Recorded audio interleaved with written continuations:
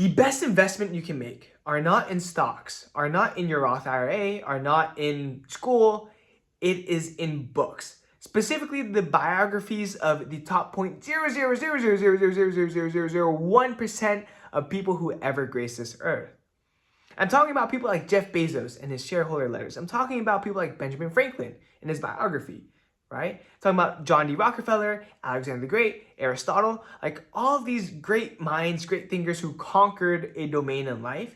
These are the people who you should be studying. And why am I saying this? Is because people like Jeff Bezos and Amazon, people like him and Charlie Munger, they always study the greats. They always look back in history and study their lives of other great figures. And from that, they can take key lessons, key principles, key ideas, and apply it to their current situation in business and life, whatever it may be. But it would be so unwise not to learn from history. It'd be so unwise to not learn from the top of the top. Not just the 0.0001% of people right now, but of all time.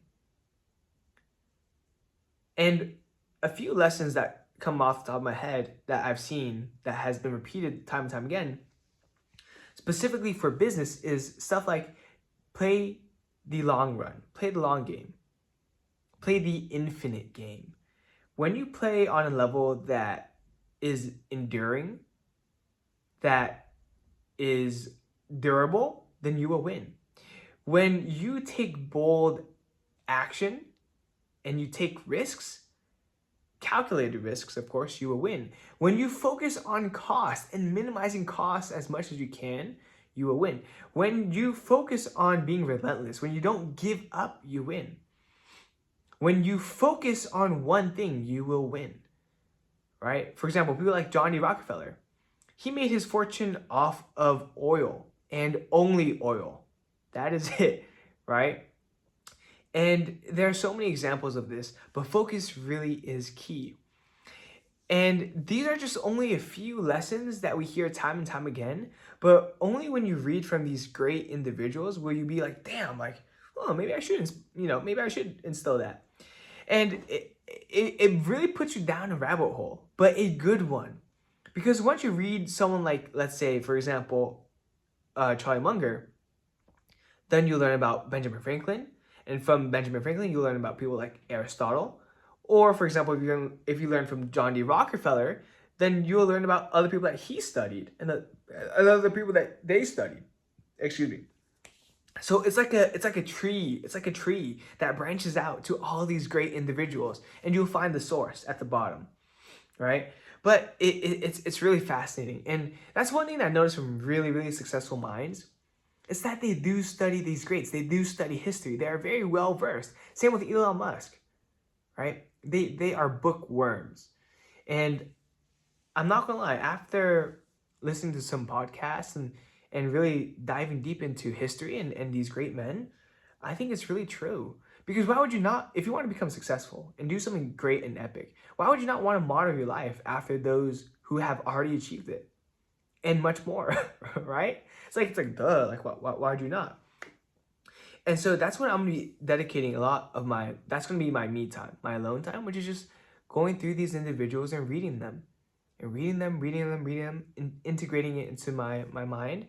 And the beautiful thing about that is not only do you pull from these principles, these timeless principles that they gift to us, their wisdom, but it also sparks ideas and creativity in your mind that is unlike any other. Like just listening to the podcast and what these books are about, like certain individuals, and even just reading the letters or the biographies, it's like I don't know how to describe it. Like ideas just pop up in your brain, like for example, Amazon was like it's all about customer.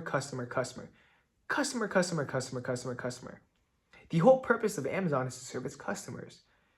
Without them, they'd be whatever, right? But they optimize everything for the customer experience. And there's so many lessons in that, and there's so many ideas that can be brought forth just for that. And same with having a big game plan. Like why you want to have a vision that will last a lifetime. and that will last beyond you. You want to build a business that lasts beyond you, because that truly is a vehicle of change.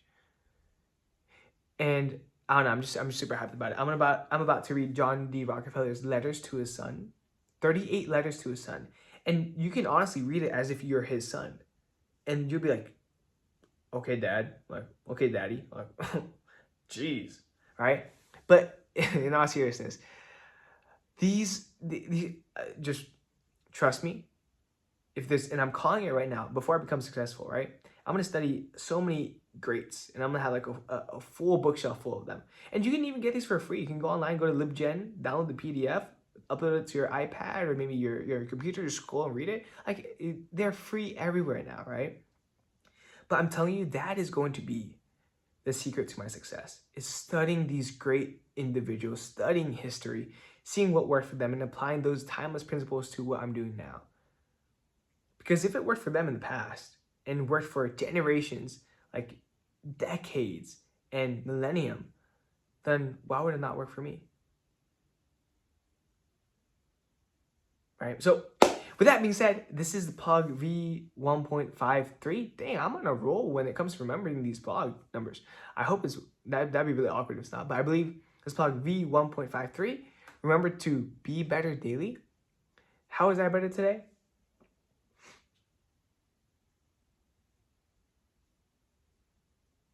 That's a very good question. How was I better today? I think that's another thing though. Like, I need to be very intentional about how I'm planning to be better the next day. I think one thing that I did better in was organizing. So I cleaned out all my lists, and I have like a brain dump document now, and that document is purely just for my random ideas. So that way it's like all organized in a single document, just not all scattered all over my calendar. Because that's what I used to do. Like on my Google Calendar, I just put my random thoughts, like boom, boom, boom, boom. But now I have an organized place to put all my mind dump stuff, organized into different categories. I got better because I was able to do my first interview of an entrepreneur. Didn't try to sell him, try to sell my free service, but didn't try to sell him. He said he was down to join my free community once I had it. But I got to learn a lot about, the struggles that entrepreneurs face. And a big one is stress eating. A big one is regulating their emotions so that they don't turn to food when they are stressed. And another one is that they don't want to add more to their plate, right? So there's a lot going on that, I was better today. And that was how I conducted my very first interview of an entrepreneur for my service. And now I know their pain points better. I know them as people better. So with that being said, I'm super excited about that. Tomorrow, how am I going to be better? I'm going to be better by, I wrote in my calendar. I have some specific stuff that I want to do. But I think it would just be to do everything that's on my calendar.